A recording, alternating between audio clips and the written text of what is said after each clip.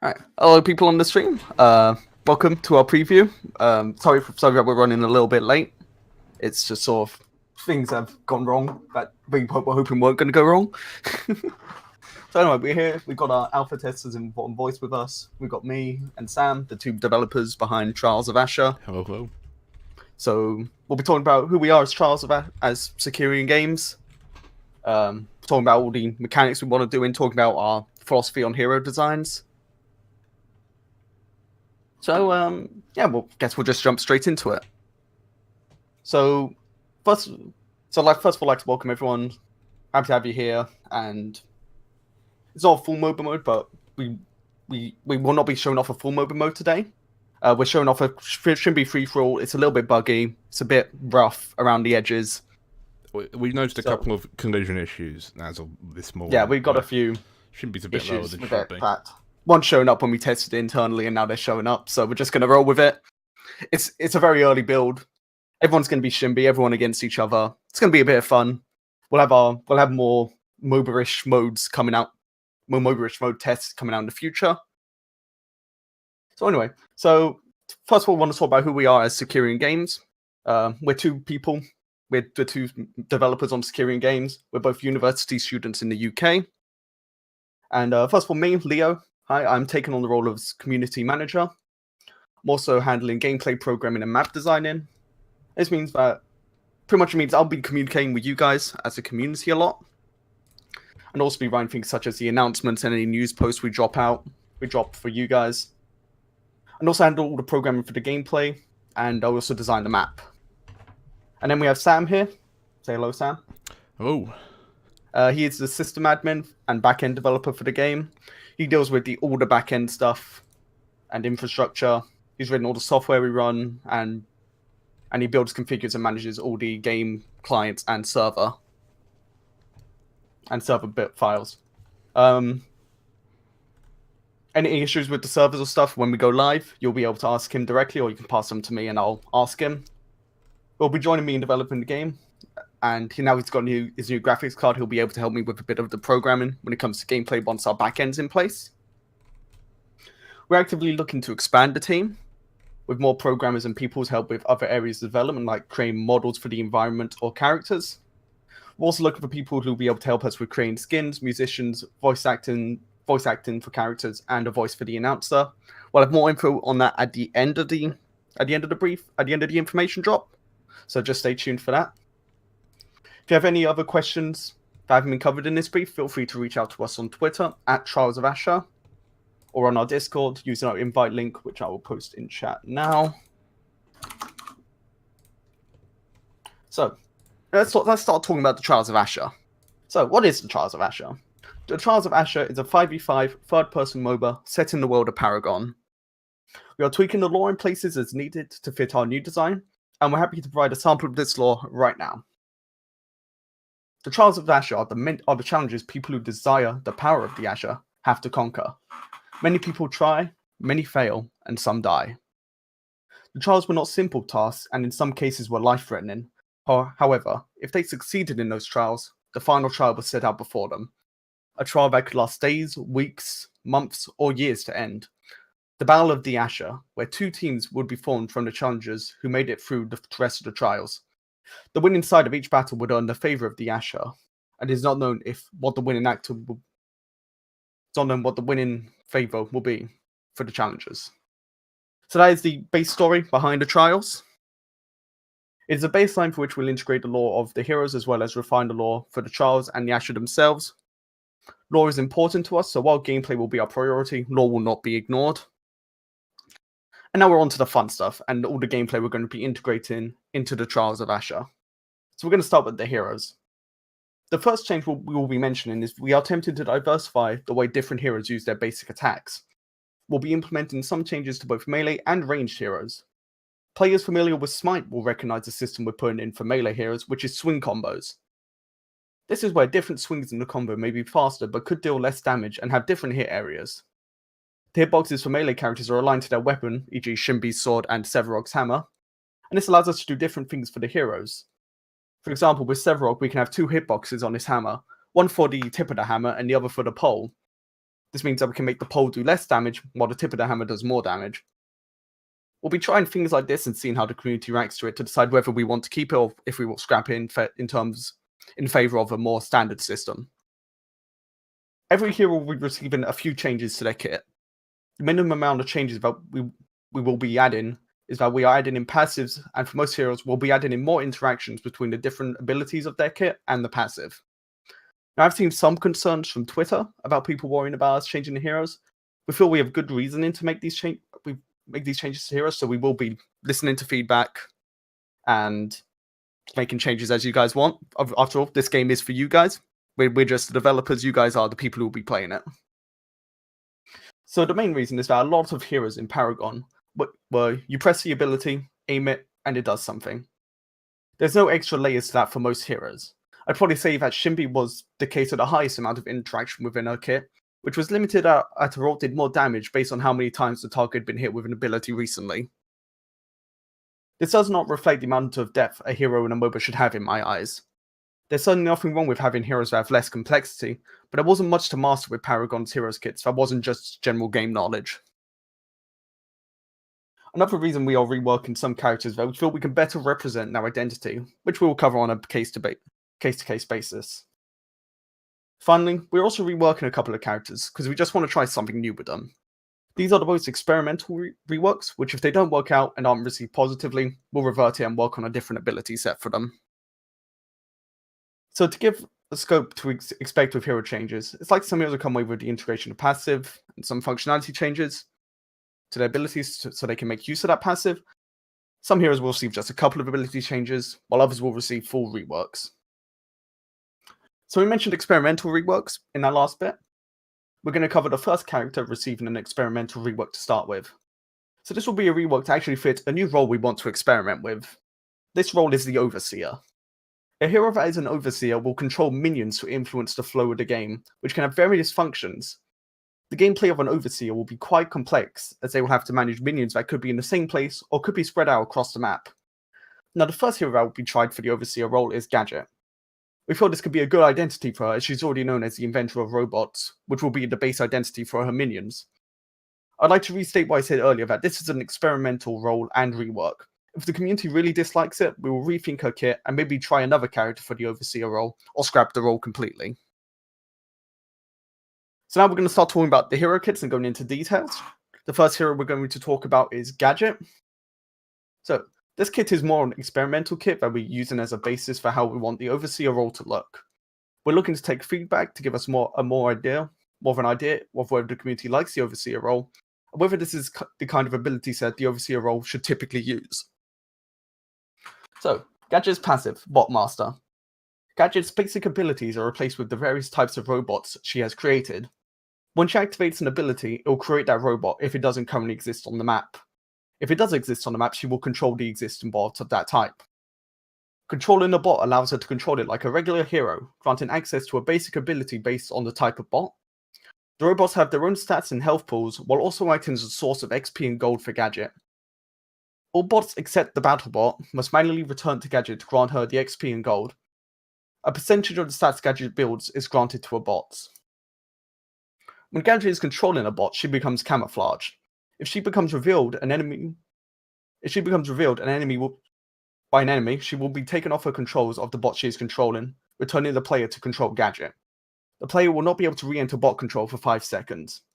And the way camouflage works is that the character becomes invisible to enemies, and if an enemy enters a radius around the character and has line of sight to the character is revealed. So in this case, say you were hiding in a corner as Gadget, if someone came around that corner and ran into you, you would be revealed, and in the Gadget's case, you would be returned to control Gadget. So, Gadget's basic attack will be Electric Bolt. It's just a simple Gadget shoots a bolt of electricity, dealing X energy damage. We haven't got all the numbers down, but so anytime you hear me say X, that means we're still looking to try and figure out how we want to balance that, how much damage we want it to do, things like that. So her right click will be her first bot, which is the Battle Bot. It will have a cooldown on death of X seconds, which we're thinking will probably match Gadget's respawn time. And the ability is so. Gadget spawns or controls a BattleBot. BattleBot is designed to go into lanes and act out the life of a regular hero, except a bit weaker. It can last hit minions and trade with enemy heroes, with a basic range electric tag dealing X energy damage. Any gold or XP the BattleBot earns is automatically granted to Gadget. Now, all the bots also have an overloaded part to their abilities, to their stats. And we'll be talking about overloaded, which is Gadget's ultimate later. So, the overloaded BattleBot gains 100% of the stats Gadget has built. Next bot is Scoutbot. Gadget spawns or controls a Scoutbot. Scoutbot has a high movement speed but a small health pool and cannot attack.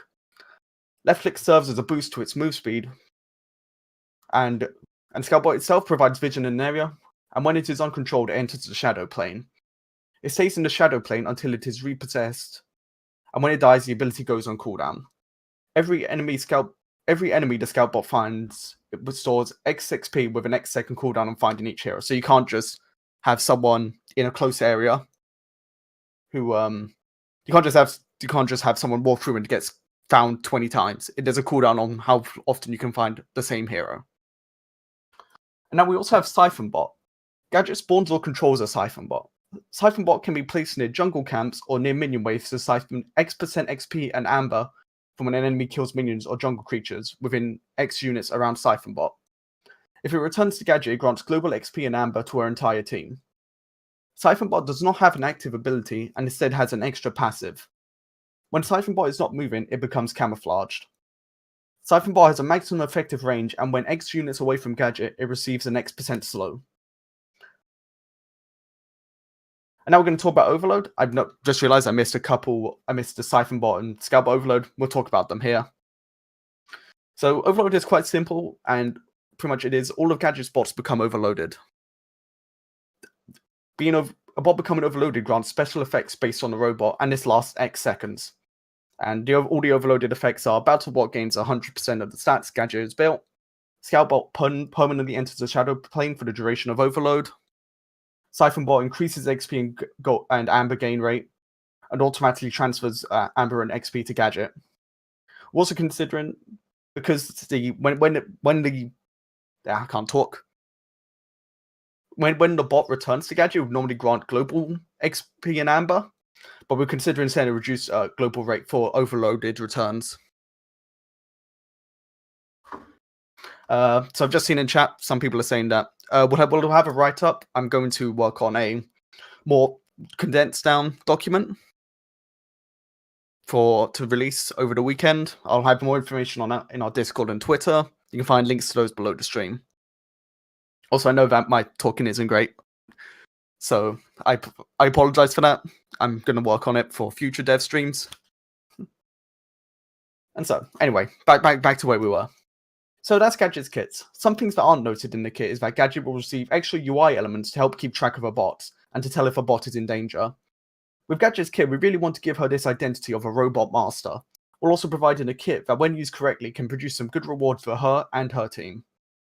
It also allows Gadget to play a high-risk, high-reward playstyle. This can be seen especially with Siphonbot, as going out of the effective range causes a slow, but can allow you to cover more jungle camps from the enemy, maybe cover where the enemy is farming minions. It also gives Gadget the option to position herself more aggressively, putting her in a more dangerous position, but to have safer gold, amber, and XP returns for her team. BattleBot is there to still give her a lane presence, so she can still cover a lane for her team. Now on to the next hero kit, Shimby. Shimby has received a reworked queue to coincide with some technical issues we faced during development. Other than that, she's also received a passive, and her other abilities are relatively similar. So, we're going to talk about Shimby's passive, Wolfmark. This passive will be recognized as it was originally a passive component to Shimby's ultimate in Paragon. So, all of Shimby's abilities apply a Wolfmark on hit on enemy heroes building up to 10 stacks. Stacks last for X seconds, and the duration resets when new stacks are applied. Now, this also has an extra effect of, at 6 stacks, energy damage will start to cause an X% slow, and at 10 stacks, ability damage will stun the player. Now, this also has an extra effect. This cannot occur more than once every X seconds. Left click Shimby swings a sword following a combo of, that's been moved somewhere. She follows a 3-step sword combo, which follows her animations. I can't remember the exact numbers we got for this alpha test, but I feel it's something like They're sort of I can't talk. They're just multipliers on her basic damage. So we'll have like 0.5, 0.75, 1, 1.25, things like that. So we're going to talk about Shinbi's right click, which is howling dash. This is very similar. Shinbi dashes forward, dealing X energy damage and passing through enemies. If Shinbi hits an enemy, she gets a 3-second dash, dealing the same damage. Now, this is slightly different to how Shinbi's worked. As Shinbi's always got the second dash, we want to reward more using it to attack someone and also reward good aim. So we're going to see how it works out. We may make changes. The second dash doesn't actually work in our build today, so you won't be able to see the second dash. So, I mean, apologize for that. So next we're going to talk about Q, which is reworked from her Q in Paragon. The Q is Wolf Strike, and Shinbi's next basic attack is empowered by a wolf, dealing X extra energy damage. It's very simple, and I am considering changing this in the future to something like it adds a extra projectile. It makes the next attack do range damage in a line based on where she attacks.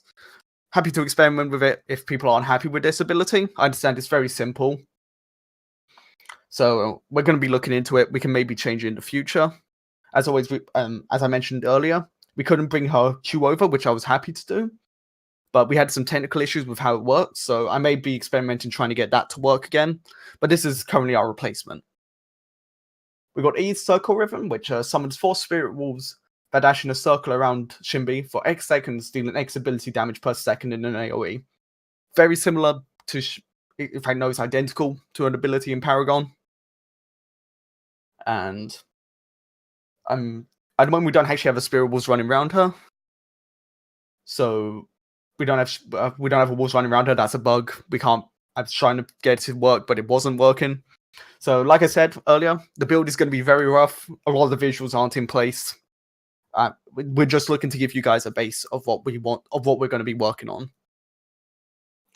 Finally, we have Shinbi's ultimate all kill. Shinbi deals damage to the visible hero with the highest amount of wolf mark. With the highest amount of wolf marks applied. A wolf strike the target, dealing X energy damage for each mark. Alright, so that's Shinbi's kit. It's a little bit rough.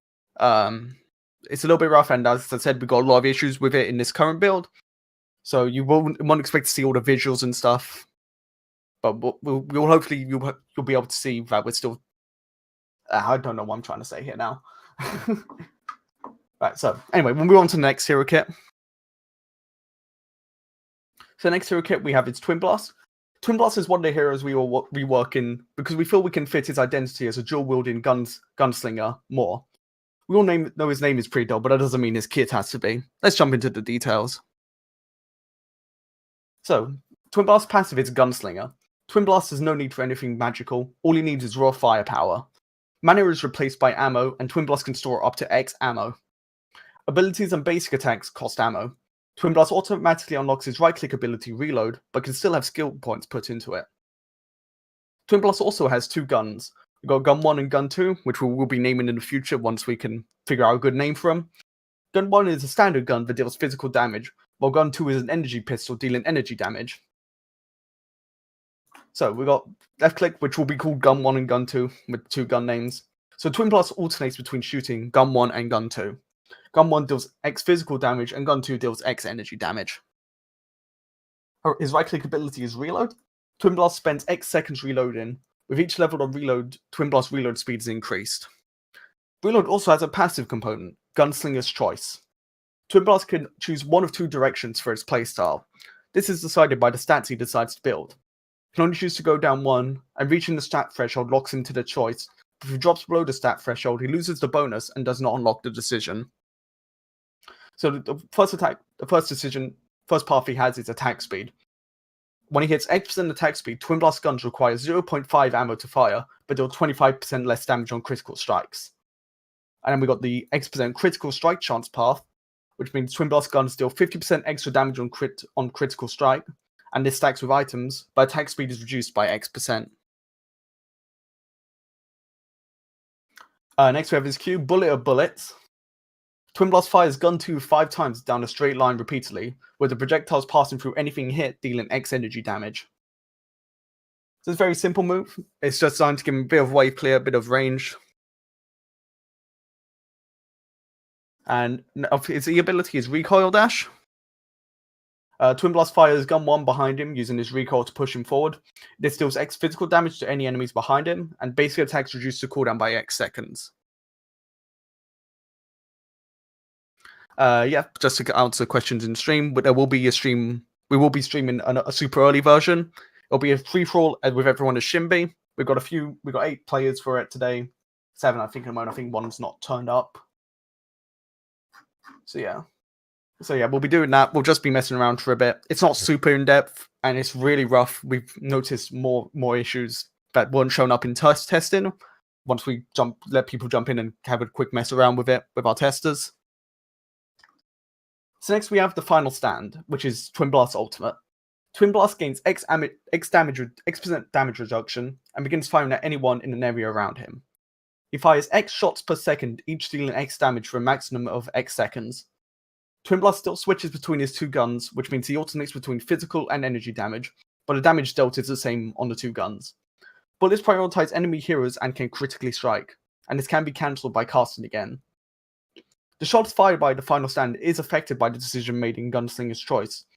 If Twin Blast went for attack speed, the ammo cost per second is halved, but if he went for the critical strike path, critical strikes will deal more damage, but he will attack less. And this costs X ammo per second. And so that's Twin Blast kit. We really wanted to give him a reason to be called Twin Blast, other than the fact he's just holding 2 guns. Wanted him having 2 guns to be reflected in his kit, while also giving us a reason to differentiate him as a carry, dealing in a mix of energy and physical damage, makes him a bigger threat. You can't just build one type of armor against him. His basic attack style allows the player to choose which style they want to go, and they can go for faster attacks that cost less ammo, allowing him to fire more, and also allowing the final stand to last longer, or you can go critical strike, allowing him to hit harder. Speaking of the final stand, you may be thinking that the obvious inspiration for the ability was Reaper from Overwatch. It actually came from Paragon's reveal trailer. The time moment I will be dropping in chat now.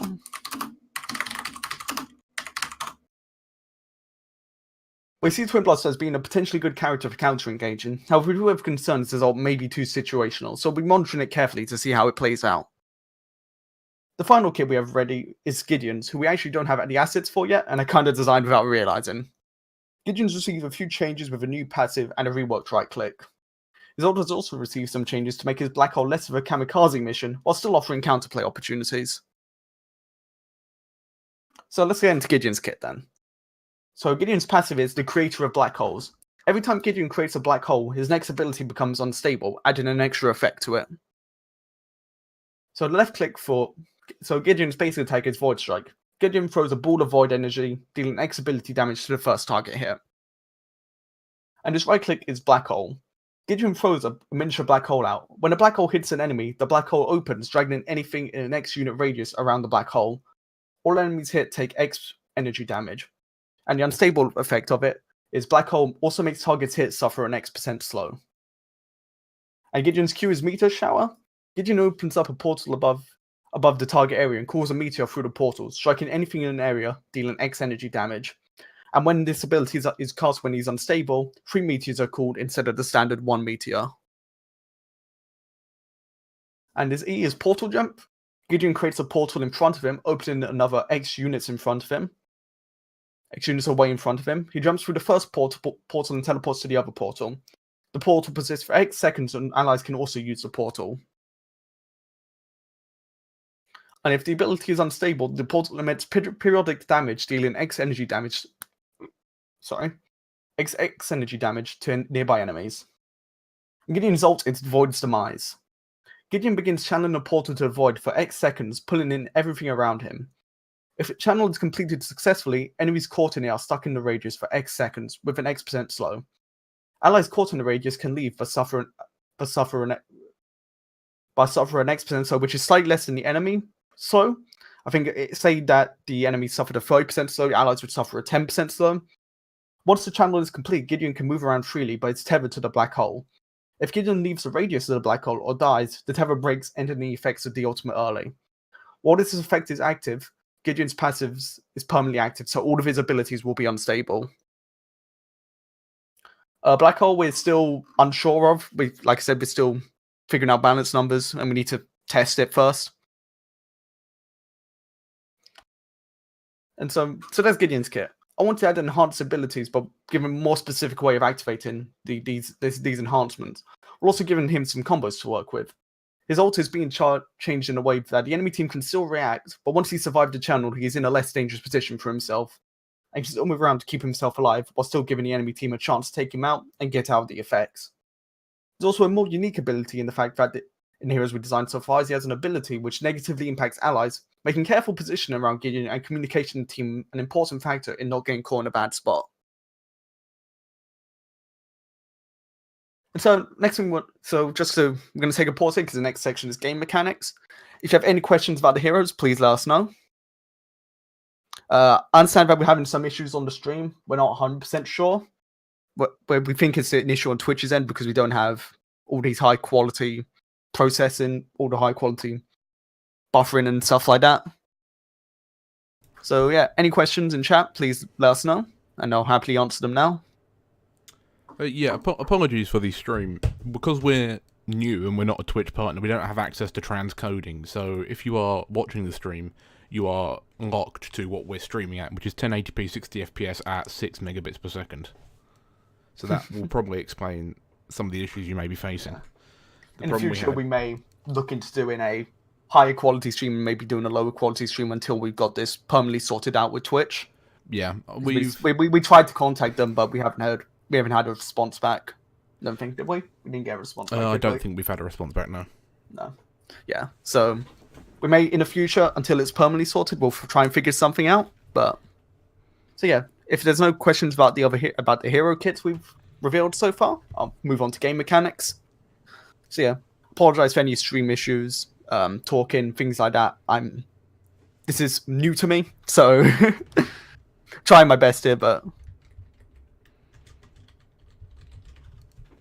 how many people are working on this game? There's currently only 2 developers. Me and Sam. Yeah, me and Sam, Will and I. Yeah, just the 2 of us at the moment. We are looking to expand the team, and we'll have more information below. At the end of the information drop before we jump into gameplay. Right, so let's move on to game mechanics. So the next thing I want to talk about is how the other mechanics will be implemented into Trials of Ashur work. Now, as the Trials of Ashur is a MOBA, you can expect things like a core, minions, turrets, inhibitors, economy, and jungle minions to kill. Now, we're not implementing the card system. We have a system inspired by the card system, but we'll talk about that later. We'll be using items for our system, and we'll be implementing Amber as the currency by name only and will not function the same as the card levels used to work. We don't have much information on the item system, what items you can expect to see to release yet, as it's still being developed and we're still fleshing out the ideas. However, I expect items will appear in our alpha build soon, and we'll hopefully have more information for you in our weekly devlogs. And it also depends on other mechanics we need to work on, things like that.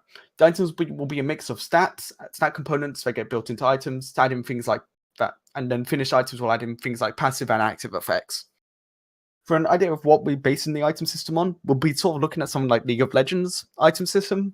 So now you've got your stat components that build into items that then get the passive and actives added together. We did think about adding the card system, but it's got a lot of issues, and we'd rather work with something that's tried and tested and then put our own spin on it with other systems. We do have some good news regarding the Prime buff. You will be able to dunk the Prime Orb to activate its effects. It will work similar to how Prime buff worked in the later stage of Legacy. You can kill the Prime Guardian, and whoever picks up the buff activates their chosen variant of the Prime buff. Chosen variant? We'll talk about that more later. So just talking about characters quickly, because just seen a couple more questions. We will be adding in all characters that we get assets for. We will have more information on that once. We'll have more information on when we can expect those heroes to be playable. It just depends on when the assets get released, things like that. So anyway, back to game mechanics. You can have recall with the buff, and initiating a recall will cause you to drop the Prime buff, allowing someone else to pick it up. Dropping it like this does not lock it to the team of the person who dropped it. When your team is in possession of the Prime Orb, you have 3 options. You can do nothing, and leave it on the one member of your team who has the orb. However, if the player carrying Prime Orb dies, they will drop the orb. This will lock the player's team who is in possession of the orb from picking up for 10 seconds, giving the enemy team plenty of time to take it for themselves. Now the other two options. I mentioned dunking the prime orb earlier, and that is the core of your other two options. The first option existed back in Legacy. You can take it to the opposing team's altar, which is on the opposite side of the map from the prime pit in low lane between the enemy's outer and inner turrets. Successfully dunking the prime orb here will activate the prime buff for your entire team. Exact durations are to be decided. Unlike the prime orb, the prime buff cannot be transferred in any way, and when the player with the buff dies, they will lose the buff. Your last option is to dunk the prime orb in your team's altar, located in low lane between your team's inner and outer turrets. This will allow the player that dunked the prime orb to reselect their primary affinity and subsequent talents. So that's enough teasing of affinities and prime buff variants. Let's get into the affinity talent system. So what is the affinity talent system, you may be asking? It's our way of taking the idea of selecting your affinities in the card system, but fixing a few of its issues. All talents and affinities will always be available to everyone. So to start, you'll be able to select a primary and secondary affinity over the course of a match. We've still designed a lot of the elements for this, so like the item system, we don't have too much information to share on what the talents and affinities will provide. You'll be able to select your secondary affinity at the start of the game, and at level milestones, you'll gain a talent point, which allows you to select a new talent. You'll only be able to select a certain amount of talents for your primary and secondary affinity.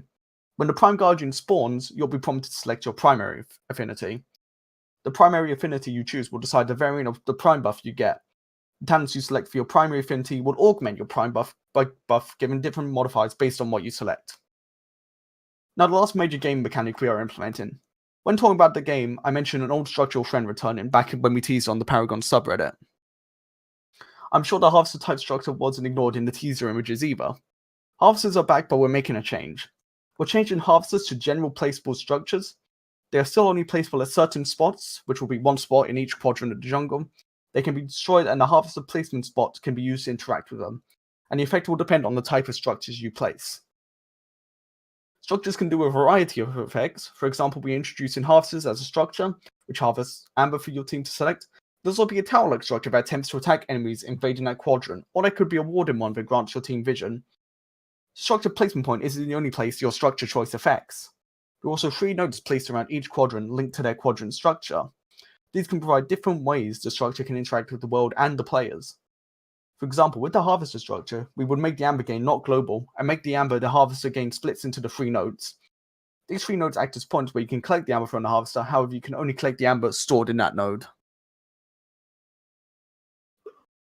Hang on, let me just, I didn't put this picture on Imgo like I was supposed to. Give me a second, guys. Oh my God. So for instance, what these nodes will look like, let me just quickly get a picture of what I have. I've got a picture of it, but I just never uploaded it somewhere, which is my bad. We'll be using all hero assets to make the heroes.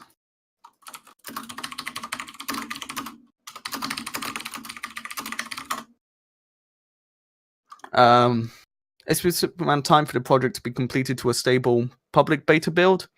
We don't have an estimate at the moment. We don't want to give an estimate and then go past it. We'll wait until we're pretty secure on what we want and when we want to do it, and we'll have more information soon. Will Severog be an NPC boss? No, Severog will be a playable character. Although as an Ashur, we are using its design as a basis for what the Ashur look like, so you can expect to see more on that. I played Rocketmania's little project. It seems like it's very difficult to get the animations done properly. I expect any of that. We have had issues with animations. You're going to see in the alpha test, the animations do not look nice. We are working on finding how we fix it. So we're working on figuring out how we can fix it and make it smooth like it was in Paragon. I believe they did Epic mentioned that there are some systems that aren't currently in UE4 that they use for Paragon, so we may have to wait for those. And give us a YouTube channel. Fireshot, Sam will help you there, Fireshot. So, anyway. So, onto the back to structure nodes. The nodes look like the object with the yellow square around it in the picture I posted. I'll repost that again, because we've just answered a bunch of questions. They will differently depend on which quadrant they are in. Shape will stay the same, and colors/moss will be different. Dawn side will have white/blue colors on them, and they will have moss/snow moss to indicate which side of the Dawn jungle they're on. Dusk is black/red, and we'll have moss/no moss once again to indicate which side of the dust jungle they're on.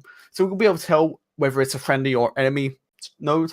Where you'll be able to see which part of the jungle you're in. So that's all of our gameplay mechanics that we're ready to reveal right now. And next thing we want to talk about is Paragon, what went wrong, and what we're going to be doing to avoid that fate. So this is the last thing I want to cover, and I'm sure it's like in the back of people's minds who wants to try Paragon Remake. I've seen a lot of people say that Paragon remakes will end up falling into the same fate, so both me and Sam took some time to look at what went wrong with Paragon and what we could do to avoid that. First thing we saw was that Epic was not transparent with the community, and on many occasions completely refused to listen to community feedback, or even acknowledge it in some cases. We'll be including the community in every step of the development. We have weekly development logs planned for now that will be displayed in our Discord, and these will be covering what we were working on that week, and for some weeks we'll do a deeper dive into how we are doing some mechanic. I've just lost my place, damn it. We'll take feedback on what people see in these development logs, and in some cases may do a little addition to the previous development log to respond to community feedback. We'll also be actively working on incorporating the community and getting their feedback early before we make a feature public. This alpha test group is the start of that process. While the majority of the tests will be restricted to this group, once things we test are more polished, we will also happily do public tests of a feature if we want to try something with the wider community before bringing it to live. We're not scared to roll back changes or scrap something if the community hates it. After all, wasting development time is better than wasting our player base.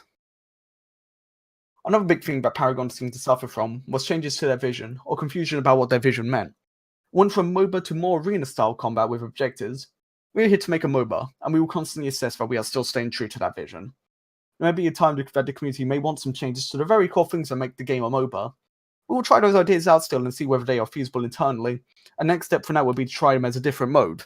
You may remember that Monolith was meant to be put alongside Legacy to see what the community preferred, and then Epic didn't do that. We'll be doing something like that. We will have it as a separate queue. You'll be able to queue up for it, give it a go. Then you'll be able to compare it to the main mode again, and you can tell us what you prefer. So, our next thing last thing, is expanded development team. We're currently happy to bring in new people to work on this game for various areas. We are currently unable to offer any sort of payment, as me and Sam are both working for free in our free time, and the server costs are currently coming out of our pockets. Payment can be reassessed in the future if things work out well, but currently all revenue from the game will be going back into the project. All developers will be required to provide their own hardware and software to use. Finally, any developers must be able to speak a basic level of English, with the exception of voice actors. They have to speak the language fluently that they are recording for. This is so that we can communicate easily on the team. At the developer's request, we can provide a special in-game account that has everything unlocked. And to clarify, this is not for this. We will not lock any gameplay assets behind a paywall or level wall. Probably may do a tutorial thing that introduces some things that they'll be locked for, but we want to give everyone access to everything. This will be the special in-game account will have things like cosmetics unlocked, everything like that, just to say thanks for your work on the project. We have a list of roles we would like to fill to bring the Trials of Ashur to life. We need voice actors, which we will publish a casting call for on the Casting Call Club, which is a nice website for finding voice actors. We'll have more information on that soon. I'm working on that as well. We'll need programmers to work with UE4's blueprint, Unreal Engine 4's blueprint system, or C++ knowledge. Those are required for that. We'll need environment modelers, character modelers, 3D animators, video editors, who, especially if they can work with UE4 cinematics, that'll be amazing. We'll need graphic designers for UIs and logos, concept artists, character artists, and 3D artists and 3D artists will be making textures and materials for us to use. So one thing I haven't actually wrote down in our script that I want to cover is that I've seen some people asking about progression. We're still discussing this a lot internally, so don't take this as set in stone. Although I would very much be happy with making a mastery system like Paragon had and having Heroes free.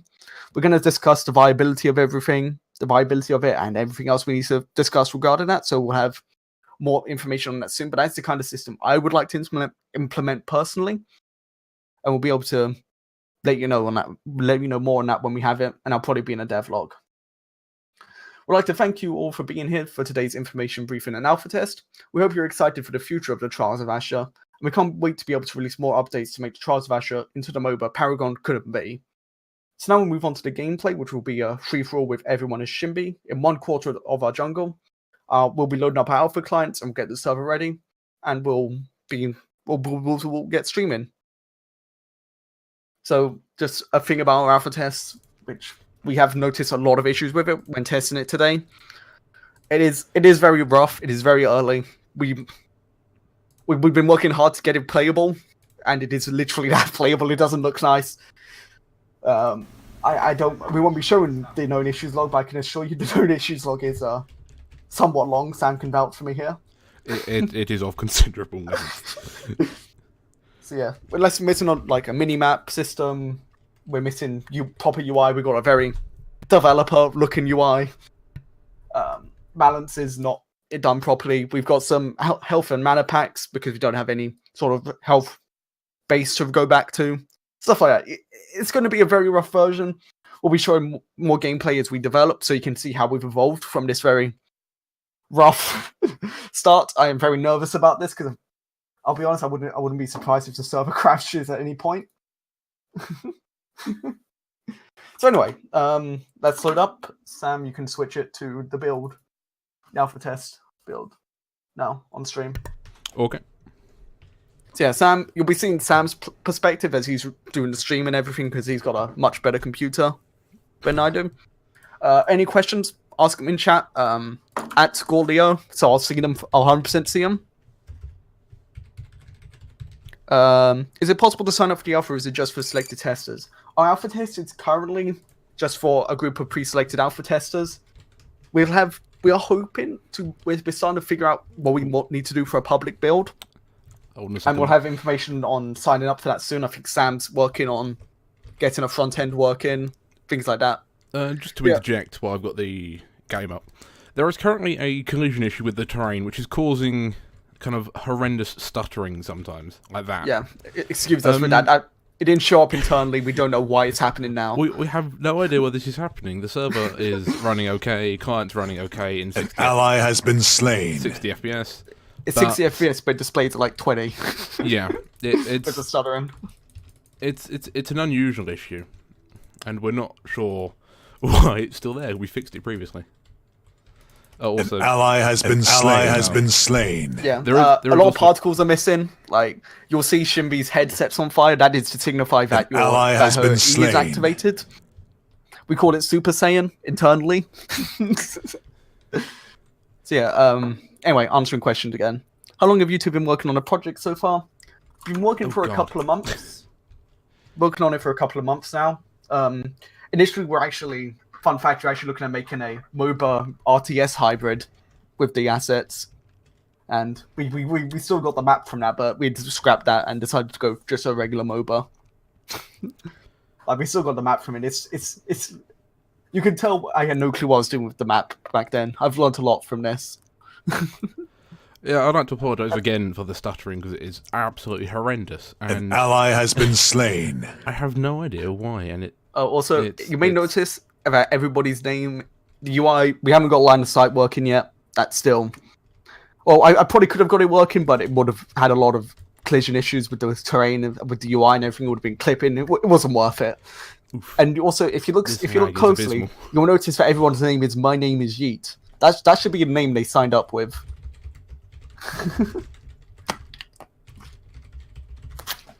Drink of water, thank you. Thank you for reminding me. I had a bottle of water here for this, and I haven't been drinking it. Anyway, let me jump in.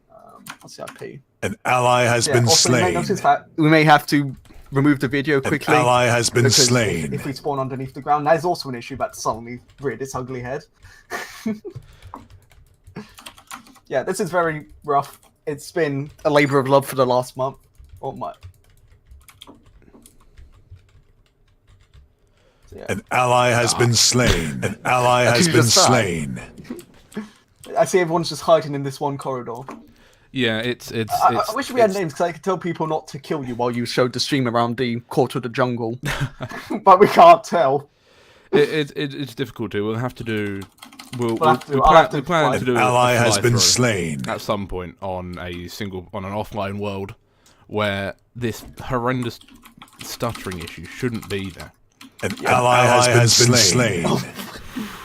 Apologies for the audio. I'm going to just turn that down a second, actually, because that is incredibly loud. Oh, it's actually quite fine on my system. Hey, alpha testers, can we stop fighting each other quickly so Sam can walk through people through the map? Where are you, Sam? I am down here. I'm down here. Thanks. Really appreciate that. One sec. Stand still. I see where stand you are. still and jump. I see where you are on the stream.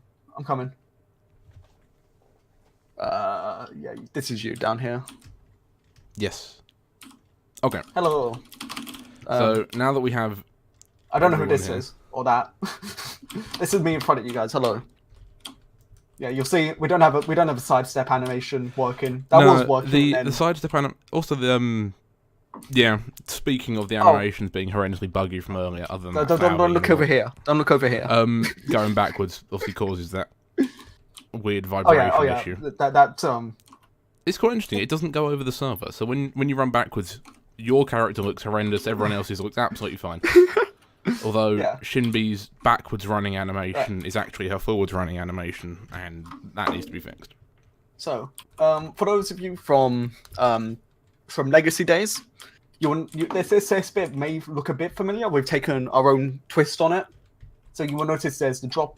If Sam looks over towards the text here, you'll see that we got the low lane on the left through this exit and the river to the mid on the right. An ally has been slain. Who's fighting? Jesus. An ally has been slain. So yeah, this is the low lane entrance. You see, this is actually a drop down you can get from the lane. Legacy players will recognize where we got this from. You'll remember this. And we've also got this little drop down bit here. We've got a health pack here. These won't be in the actual game. This is just for the alpha test. Who's this? I don't know, but Speak up who you are. They're hiding behind the developers because I don't want to be killed. Is that you who's dead? Oh no, this is you. Hey. Why are you killing me? Right. So we've got a little bit here. And if we go around it here, this is where an XP camp would be. Oh, I've just clicked off. Oh, sorry. Don't know how I hit you there. That's something I need to look into. Yeah, this is one of the XP camps. Here's where an XP camp would be. We've got just a nice little entrance structure node here. Oh yeah, sorry, I misread what Furiousful said. We've only got 1/4 of the jungle done right now. Oh, if you actually, if Sam angles his character correctly, you'll see what the rest of the jungle looks like.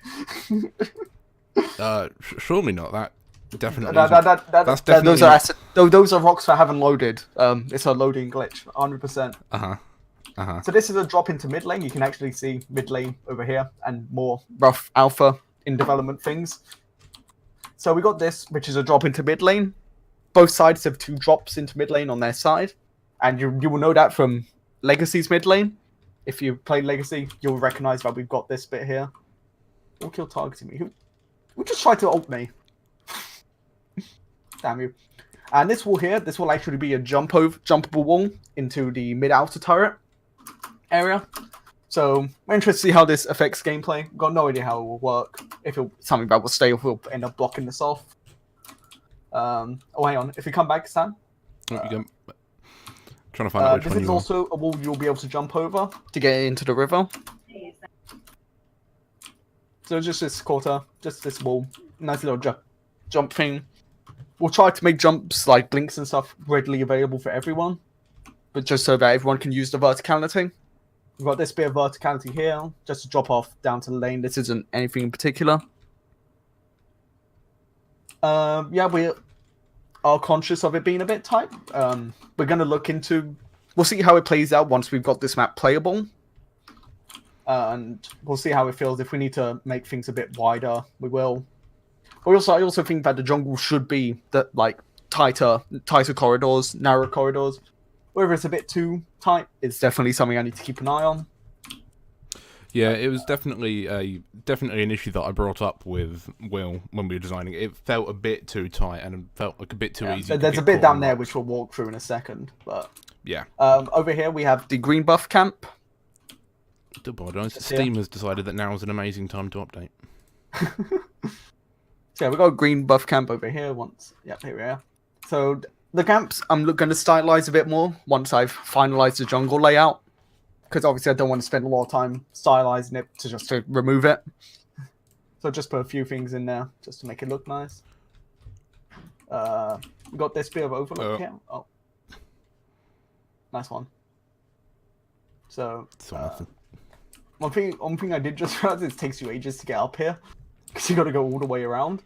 Just go up to that side and I'll join you. Well, no, we'll just continue down here. So we got a little valley bit here. And we got 2 overlooks here on each side of the jungle. And so, you know, we've got a lot bit of verticality here. You'll be able to... This will definitely have an impact if you're on high ground. Heroes like ally Chimera. has been slain.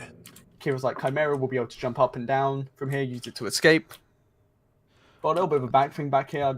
Welcome to another bug that we're looking at, which is that one of the respawn locations is outside of the world, and it shouldn't be. I must have tested 100 or so deaths and respawns in this world, and all of them were fine, but this has now manifested itself in the most recent issue. Oh, what, did you see someone just fall for someone's someone just through the ground? Yeah. So yeah, we've got a bit of verticality here. Interested to see how it plays out. We got the harvester here. This area is going to get polished up a bit. This area I need to do a bit of a visual pass redo thing because looks a bit odd. This is where the structure would be placed in the jungle. We've got a nice wide open area here, because we expect a lot of fighting to happen here, so we want this to be more open. We go up here. We've got a bit more of a. Wait, which one are you? I'm this one. So we got this little path down here, which is the main access point. Nice little room bit. I'm probably going to remove this and move this sort of structure to the other side of the jungle, I'm thinking. We've got the cave here. They've got a nice little bit of a cave going on here. This was another one of the issues of paths like that where we felt they're maybe a little bit too narrow, but I think that's going to have to be something that we build out the rest of the map on and then see how it affects gameplay. Yeah. Yeah, like I said, we're looking to... This is pretty much... It's done so that we have something to work with and something to improve on, mostly. So we got this, which is just the another exit to the lane. So you've got Dawn low lane inner turret, Dawn low lane outer turret. Across from here would be the prime altar for this side as well. We just walk around here a bit. We've got another structure node right here. That text is too far up. That should be down here. I don't know why that's up there. I must have moved it at some point. So yeah, we got a drop from the Dawn low lane inner turret here. This will be a drop and something you can jump up as well. You can't see it at the moment because I didn't want to spend all the time putting rocks on that. So that'll be a drop off. You'll recognize that from Legacy as well. We got an exit to the sort of path between low lane and mid lane on the base. Do you have an estimate on when you will have a playable alpha/beta? Well, this is technically playable, but public build, we don't have an estimate at the moment. We'll have information once we've got something more set in stone. But we're still figuring out what we want to get for it, what we want to put in for it, what we want you guys to experience, pretty much. So we'll have more information on that soon. So just stay tuned for that.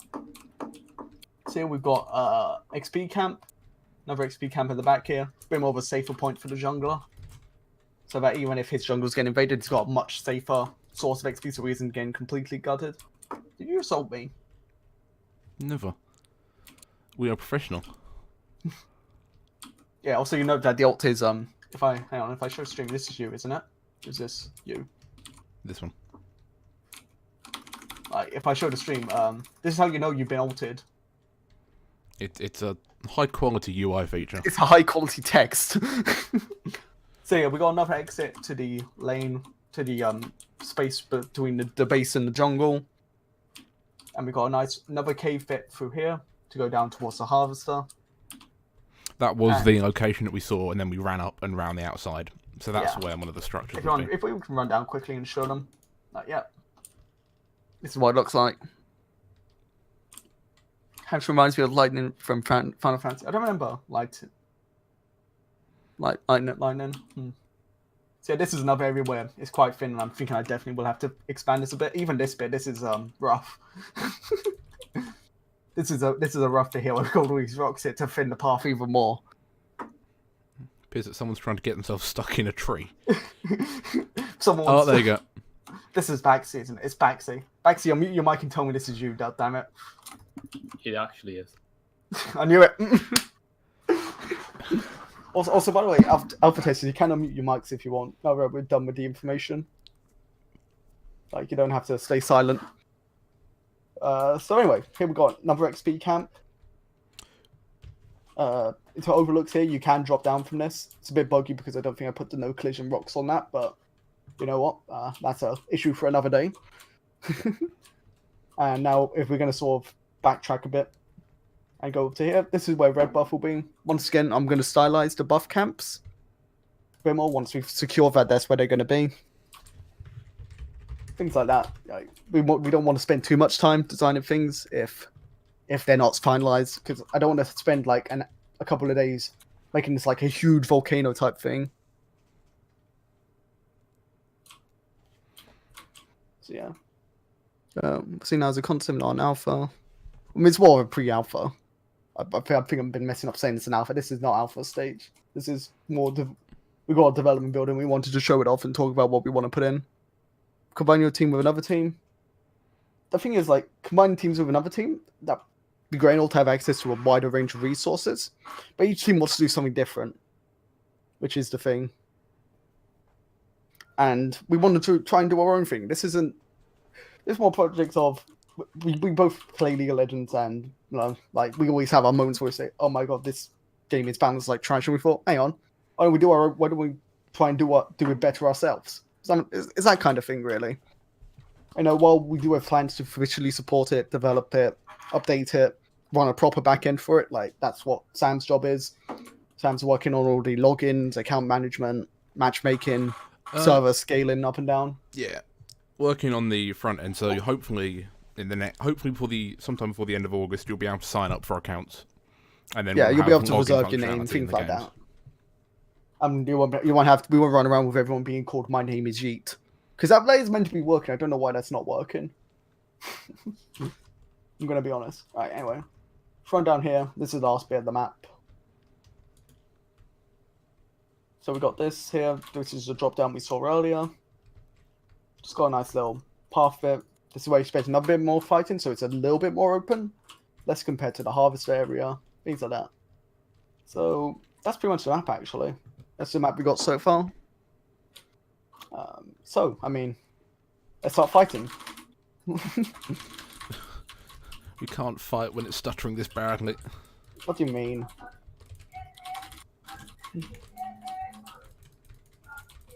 I've been stunned. Oh, I've been stunned. Ally has been slain. Ally has been slain. Wait, did I just see damage you when I was dead? Yeah, I think you're re-ticked. My e-tick just said idles after death. I need to look into that. Intense key presses. Oh yeah, you're gonna have to. My keyboard is very loud. Is this you I'm fighting, or is this someone else? I don't know, but someone's trying to fight a structure. Is that Baxi? What? Hang on a minute, I'm coming over. An ally has been slain. An ally has been slain. Also, health regen when you're An dead. ally has Apparently been that's another slain. issue that we need to add to the list. It's fine, it doesn't affect death, so... An ally has been slain. Who's the last victor here? Alright, come here. Come back here. Oof. Who is this? An ally has been Yes, slain. got them. Someone's... I'll be honest, I full on expected the information drop in to last a lot longer. Yeah. An ally has been slain. Well, yeah, trust me, you guys are happy because we had to push emergency, a new build for the test because of some other issues. An ally has been And slain. you got. In fact, no, it's unlucky because you missed out on this lovely dash animation not working. Shouldn't be just went A pose and skidded along the floor for a bit. Yeah, you just saw skidded along the floor before. Oh, yeah. Working on a lot of stuff. There's a lot of things that, like I said, it's very rough. A lot of visuals. Like I said, we've got Shin going Super Saiyan just to tell you that your An E's on. ally has been slain. I'm kind of liking the sword glow for the Q. I'm actually kind of enjoying That that. would be this one. Yeah, you can see my sword sets itself on An fire. ally has been slain.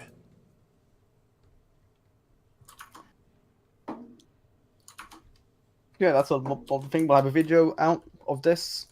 I said if we stream more, this is literally all we're going to be streaming from now.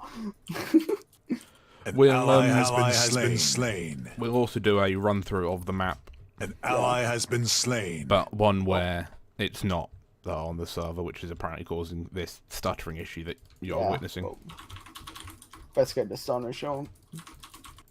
An ally has been slain. Ally has been slain. An ally has been slain. So yeah, I mean, It's very much a work in progress, but what do you mean? it's It's the not finished bad. build. It's clearly the finished build. It's clearly the peak of high quality gameplay. Even including the regen after death. Oh yeah. Oh no, this health pack is not. No, leave me alone. Leave me alone. Get off me. Get off me. An ally has been slain. Run away.